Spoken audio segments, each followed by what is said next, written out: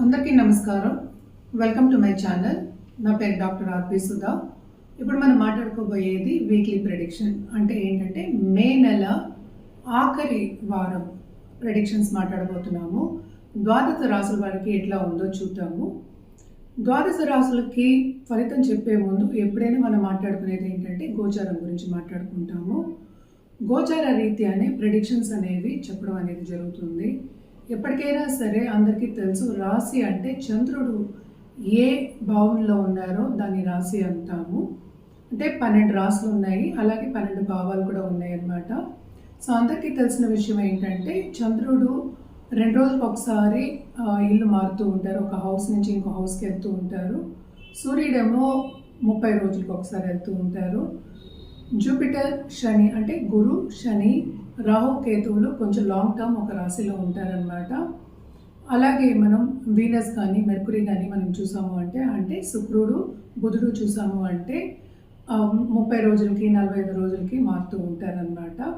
So ఇవి గ్రహస్థితులు. But ఈ నెలలో గ్రహస్థితులు ఎట్లా ఉన్నాయో చూద్దాము. ఎప్పటికైనా ఫస్ట్ మనం మాట్లాడుకుంటాం ఏంటంటే శని గురించి మాట్లాడుకుంటాము. ఎందుకంటే అందరూ ఏలినాటి శని అని చాలా భయపడుతూ ఉంటారనమాట. శని ప్రభావం ఎక్కువ ఉంటుంది, చాలా కష్టపడుతుందని అందరికీ తెలుసు.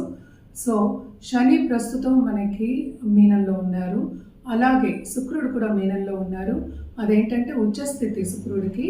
సో మీనంలోనే ఉన్నారు, ఈ నెల ఆఖరికి మారుతున్నారు అనమాట, అంటే ఈ వారంలోనే. అలాగే బుధుడేమో ప్రస్తుతం మేషంలో ఉన్నారు. మే 28కి ఏమో మనకేమో వృషభానికి వెళ్తున్నారు అనమాట.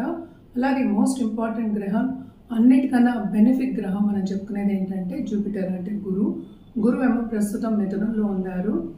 మిథునానికి కూడా మనకి మే 14th అంటే లాస్ట్ వీక్ వెళ్ళారనమాట. అండ్ రాహుకేతువులు ఏమో ప్రస్తుతం మనకి మూమెంట్ అనేది జరిగింది లాస్ట్ వీక్. సో రాహు ఏమో ప్రస్తుతం ఏమో కుంభంలో ఉన్నారు, అలాగే కేతు ఏమో మనకి సింహంలో ఉన్నారనమాట. సన్ ఏంటంటే ఎవ్రీ మనకి 30 డేస్కి మనం మాట్లాడుకున్నాము, 14th మారారు. ఇప్పుడు ప్రస్తుతం ఏంటంటే వృషభంలో ఉన్నారనమాట. ఇది ఈ వార గ్రహస్థితి. మనం ఇప్పుడు మాట్లాడుకోబోయేది వృషభ రాశి వాళ్ళ గురించి.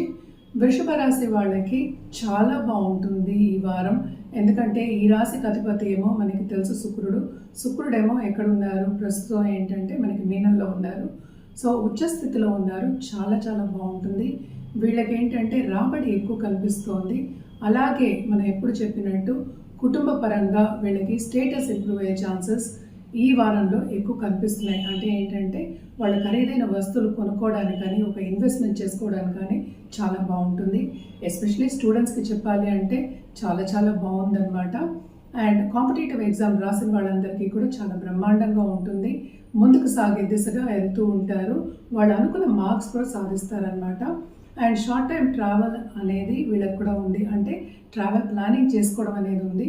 అన్ని పేపర్స్ జాగ్రత్తగా పెట్టుకోవడం అనేది, అంటే ఒక లిస్ట్లో చేసుకుని పెట్టుకోవడం అనేది చాలా మంచిది.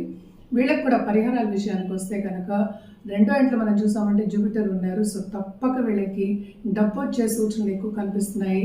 అలాగే స్టాక్ మార్కెట్ ట్రేడింగ్ కానీ, ఫైనాన్షియల్ మార్కెట్స్లో ఉన్న వాళ్ళకి కానీ చాలా చాలా బాగుంటుంది. మనం చూసాము అంటే నేను ఇందాక చెప్పినట్టు రెమెడియల్ మెషర్స్కి వచ్చామంటే తప్పక వీళ్ళు గురుకాళ్ళు పట్టుకోవడం చాలా మంచిదన్నమాట. ఎందుకంటే ఆల్రెడీ ఈ రాశికి అధిపతి శుక్రుడేమో ఉచ్చస్థితిలో ఉన్నారు కనుక పైకి వచ్చే ఛాన్సెస్ ఎక్కువ కనిపిస్తున్నాయి. అలాగే కుటుంబ పరంగా చాలా బ్లెస్సింగ్స్ అనేవి కనిపిస్తున్నాయి. నిరుద్యోగులకు ఉద్యోగ అవకాశం కూడా కనిపిస్తోంది. సో తప్పక థర్స్డే గురు కాళ్ళు పట్టుకోవడం కానీ, గురుని ధ్యానించుకోవడం కానీ చాలా మంచిది.